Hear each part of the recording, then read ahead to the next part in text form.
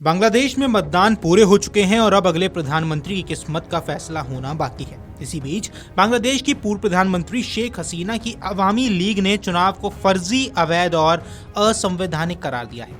Party ने जनता के मतदान अधिकार, लोकतांत्रिक मूल्य और संविधान की भावना की अवहेलना का आरोप लगाया है। अवामी लीग ने कहा कि चुनाव की प्रक्रिया योजना बनाकर रची गई एक तमाशा थी जिसमें पार्टी की भागीदारी नहीं थी। पार्टी ने जनता, माताओं, बहनों और अल्पसंख्यक समुदायों का धन्यवाद किया है जिन्होंने जबरदस्त फर्जी चुनाव को नकार दिया था।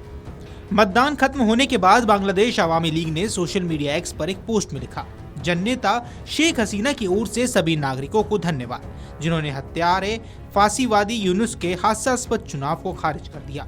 अवैध और असंवैधानिक रूप से सत्ता हथियाने वाले यूनुस द्वारा आज कराया गया तथाकथित चुनाव असल में एक सुनियोजित नाटक था।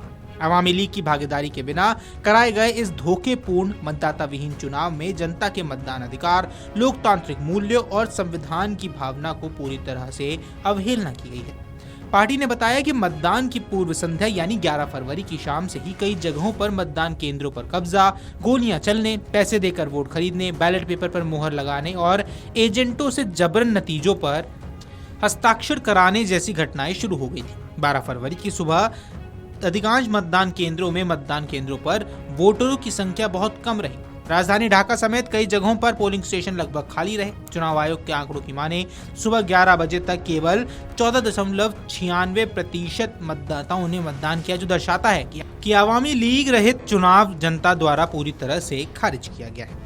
अवामी लीग ने आगे यह आरोप लगाया कि मतदान से पहले और दौरान समर्थकों, शुभचिंतकों और अल्पसंख्यक समुदायों पर लगातार हमले, गिरफ्तारियां, धमकियां और डर का माहौल बनाया गया, जिसके बावजूद जनता ने इसे जाली चुनाव को अस्वीकार कर दिया और अधिकांश मतदान केंद्र खाली रहे। साथ ही ढाका में मतदाता सूची में असामान्य वृद्धि देखी गई, जिसे पार्टी ने गंभीर और संदिग्ध बता दिया। तो आइए अब हम आपको बताते हैं कि अवामी लीग ने अपने बयान में किन किन मांगों को रखा है। इस वोटरलेस, अवैध और असंवैधानिक चुनाव को रद्द किया जाए, मर्डरर फांसीवादी यूनुस का इस्तीफा लिया जाए, सभी राजनीतिक कैदियों की रिहाई जिसमें शिक्षक, पत्रकार और बुद्धिजीवी शामिल हैं और झूठे मामले वापस लिए जाएं।